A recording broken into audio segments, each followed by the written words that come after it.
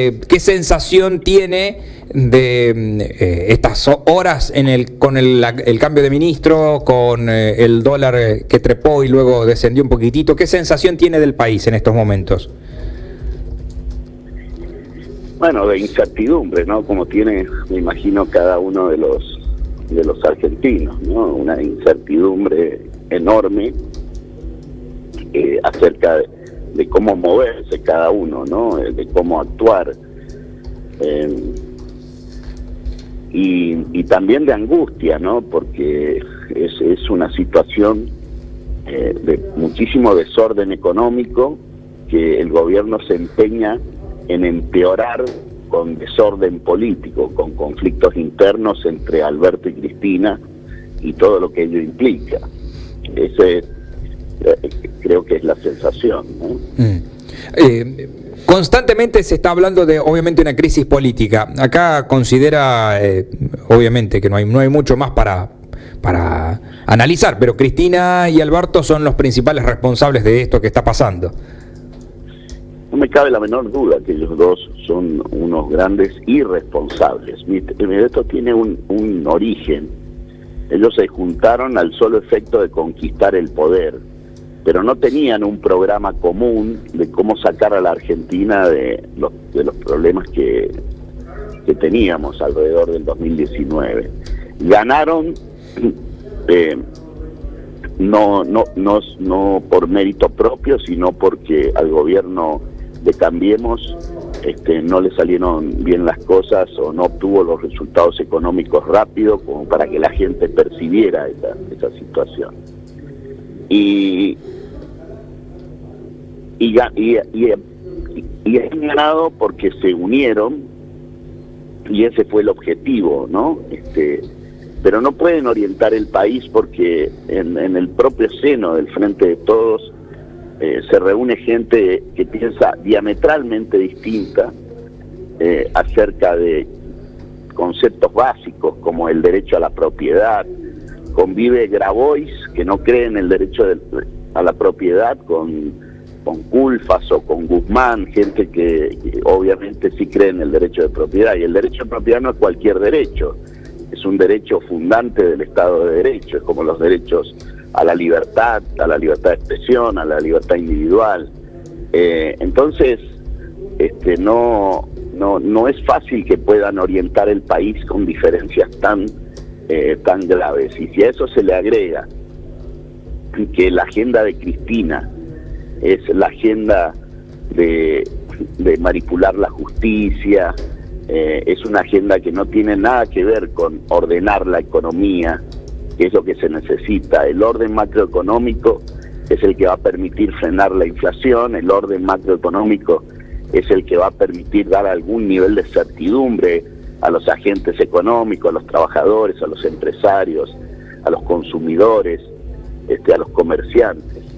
Y si no están ordenados ellos en qué programa, en qué plan, bueno, directamente no pueden orientar al país, ¿no? Senador, pero lo que pasa es que todavía queda un año, ¿no? Y recién hablaba con gente del centro comercial o de la gente que agrupa a las pymes, a las empresas, y planteaba algo muy cierto: la economía es expectativa. Si uno tiene buena expectativa, compra. Si no tiene buena expectativa, no. Y va a hacer que obviamente haya más problemas.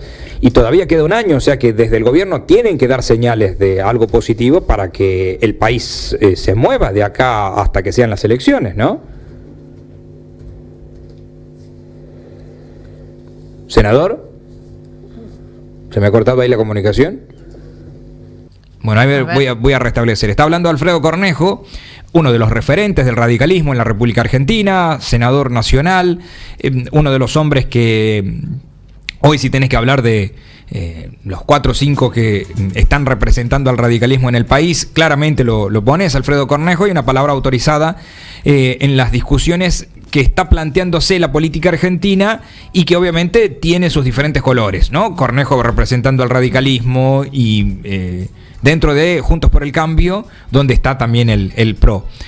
La oposición hoy la noto bastante prudente. Sí. No ha salido, o sea, no es que el tiburón olió sangre y salió, ¿no? Claro, no. Se muestra prudente con la idea, digamos, muchachos, ustedes terminen el mandato, que después, si la sociedad nos vota, vamos a gobernar nosotros, más o menos. Ese es el concepto, ¿no? Sí, una prudencia que muchas veces hasta los mismos seguidores, ¿no?, de la oposición la han cuestionado. Sí. Porque cuando pasó, digamos, cuando empezó todo este tema de económico, al final ya de lo que era el mandato de Macri, en ese caso los que eran oposición, el peronismo, el oficialismo, claro, se olieron sangre y salieron a atacar con todo. Con todo. Sí, fíjate vos que son diferentes posturas. Una de ver, vos decís, pones por encima el país. Si yo voy y hago al tipo que ya está en el piso, que está knockout, lo sigo pateando y digo, estoy perjudicando a mi país y perjudicando a los ciudadanos. Espero que llegue de esa manera y que en las elecciones, los ciudadanos nos elijan a la oposición y de esa manera gobernar. Y está la otra parte que te dice, no, tenés que salir con los tapones de punta. Senador, ¿lo tengo ahí en línea? Así es. Ahí está. Bueno, senador, justamente en el momento que se cortó la comunicación hablaba ahí con mi compañera de la postura que han tomado ustedes como oposición. Y con esto quiero que más o menos lleguemos a la conclusión de la nota. Hoy la oposición, ¿cómo la puede definir? ¿Como prudente ante lo que está sucediendo en el país o demasiado quieta ante lo que esperan los seguidores de la oposición? ¿Cómo lo define? Bueno, yo creo que hemos sido prudentes desde la oposición y venimos siendo prudentes en circunstancias inversas. Si ellos estuviesen en la oposición, estarían tirándole piedras al Congreso, estarían pidiendo la renuncia del presidente de turno. Nada de eso hemos hecho. No solo eso, se notó la prudencia de la oposición. El acuerdo con el fondo, estábamos al borde de entrar en default. Si no hubiese sido por los votos de la oposición que unánimemente votó la autorización de financiamiento para tomar un nuevo crédito en el Fondo Monetario Internacional, en la situación de desmanejo económico y de default, un dólar a 300 pesos hubiésemos estado en ese momento, no ahora, ¿no? Uh-huh. Ahora, la oposición ha sido prudente. Puede que alguien de la oposición, nuestros simpatizantes, parte de nuestros simpatizantes, quieran más, y me pongo en el lugar de ellos, porque la verdad que es insostenible convivir con un gobierno realmente metido en sus temas internos y no en los problemas del país, y quieren ver sangre, pero la verdad que nosotros no estamos para fomentar más sangre, más conflicto, más incertidumbre desde la oposición. Me parece que no le haríamos un bien al país, con lo cual creo que es una buena postura. Sí creo que no hay que darle tregua de que nos corresponsabilicen de un tema que es responsabilidad exclusiva de su desorden. Ya llevan 2 años y varios meses, casi 7 meses gobernando. Han tenido la pandemia como atenuante, pero en la pandemia, déjeme decir, que fue una ventaja para el gobierno, porque mantuvo cerrado la buena parte de la economía un buen tiempo, y fue un error garrafal, y así todo estamos entre los 10, 12 países con más muertos por la pandemia por habitantes, ¿no? Entonces tampoco esa estrategia fue buena, y sin embargo les dio tiempo. Les recuerdo que el presidente tenía una imagen positiva, además 70 puntos durante la pandemia, y hoy es una persona que ni siquiera sus propios ministros le respetan su autoridad, ¿no? Con lo cual ellos dilapidaron este tiempo. Y esta postura de prudencia, ¿considera que la van a mantener? O sea, ustedes conversando internamente han decidido que va a ser de esta misma manera por lo que sigue. Sí, sí, por supuesto, pero en senadores han conseguido los votos para cada estupidez que se les ha ocurrido, ¿no? En materia judicial y demás. El día jueves la vicepresidenta Cristina Fernández de Kirchner, pero con el apoyo del presidente, quieren ampliar la Corte de 5 miembros a 25 miembros, ¿no? Y nosotros vamos a tratar de impedirlo este jueves, pero si no podemos este jueves, lo vamos a tratar de impedir en diputados. Ese es el papel de la oposición hoy día, de frenar estas locuras, ¿no? Así que bueno.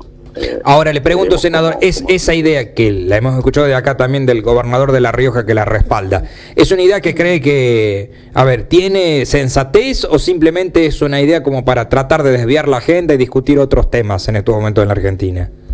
Las dos cosas son compatibles, ¿no? Desviar la agenda con este tema, lo cual yo creo que los muestra más desubicados aún de lo que ya están, ¿no? Los muestra más desubicados de lo que ya están. Eso es una locura. Además, con ese argumento, no sé qué dice el gobernador allí, pero y la respalda la idea. Sí. Por eso, pero una corte más federal es el argumento. Eso es mentira. El proyecto que presentaron y el despacho que tuvieron en las comisiones no dice que La Rioja va a tener, Catamarca va a tener un lugar, que San Luis va a tener otro, que Mendoza va a tener otro.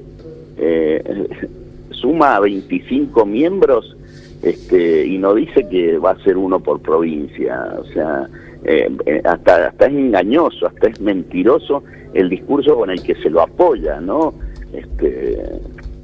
Claro, habla de 25 miembros que pueden ser tranquilamente todos de la ciudad de Buenos Aires, ¿no? 25 porteños podrían ser, sí. Tranquilamente.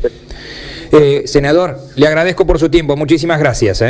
No, por favor, gracias. Un saludo para toda la audiencia. Hasta luego, hasta luego. Alfredo Cornejo, senador, dejando su concepto. Bueno, esto de la norma, del proyecto de ley para ampliar la Corte Suprema, es la primera vez que escucho esta postura de decir, es engañoso el discurso. Claro. Son 25 miembros, pero en ningún lado dice que tiene que ser uno por provincia. Políticamente lo pueden poner, pero mañana viene otro gobierno, se le ocurre que son todos de la ciudad de Buenos Aires y son todos de Córdoba, o son todos de Jujuy. No lo aclara, entonces. No lo aclara. Claro.